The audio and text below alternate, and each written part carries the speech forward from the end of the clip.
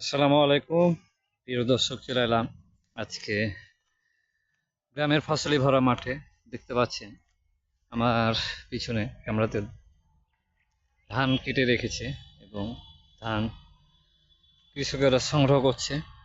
এই হলো ফসলি ভরা মাঠ, পুরো মাঠ ধান এখন তারা সংগ্রহ করছে। আর আমার পিছনে ওটা হলো গোদাগাড়ি সরমংলা ইকো পার্কের দৃশ্য। চলে এলাম আপনাদের মাঝে আর একটি ভিডিও নিয়ে। চলেন পুরো মাঠ আজকে দেখায় আপনাদেরকে।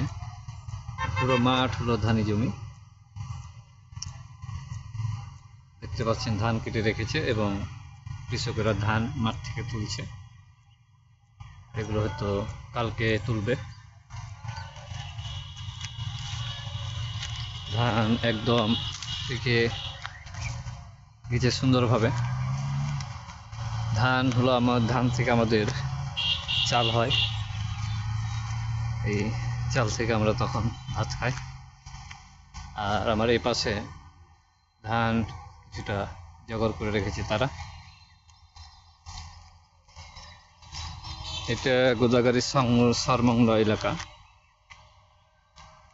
আর এই পাশে কিছু ধানি জমি আছে যেগুলো ওই যে দূরে কাটা হয়নি এখনো, হয়তো সামনে আরো কাটবে। তো ধন্যবাদ, আজকে এ পর্যন্ত। ভিডিওটি ভালো লাগলে অবশ্যই কমেন্ট করে জানাবে।